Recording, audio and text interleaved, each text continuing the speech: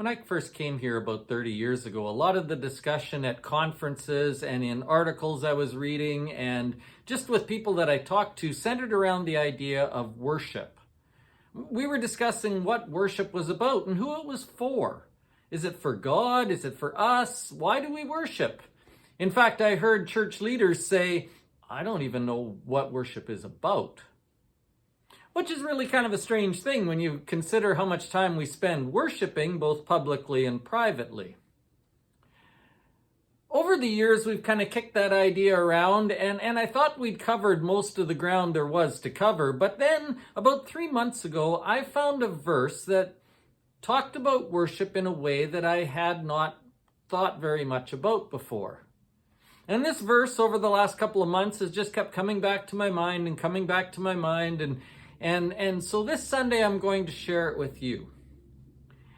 This verse, I believe, shows us a benefit that we get from worship that we haven't talked enough about. And if we don't recognize this benefit, if we don't recognize this reason to worship, then I don't think we're going to be the church that we ought to be. So this Sunday, we are going to go to the book of Acts, and then we're going to go to several other scriptures. If you like sermons that have lots of scripture in them, this is your Sunday. But as well, we've got some really interesting stories to tell, and even the scripture itself that I'm taking the lesson from is an interesting story. So the sermon's got a weird title. The sermon is called Fill and Spill, the Secret of God-Centered Ministry. That sermon will make a lot more sense after you hear the sermon. So please come and be part of that. Before that, we're in adult Bible study at 10 o'clock, and we're still studying our way through 1 John. This week we will begin in 1 John chapter 2, verse 15.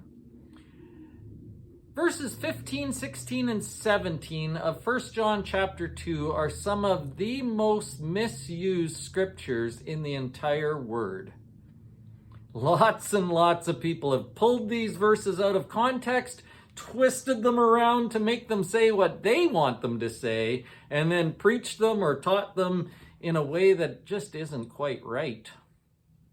In short, sort of paraphrasing, the passage says, do not love the world or anything of the world.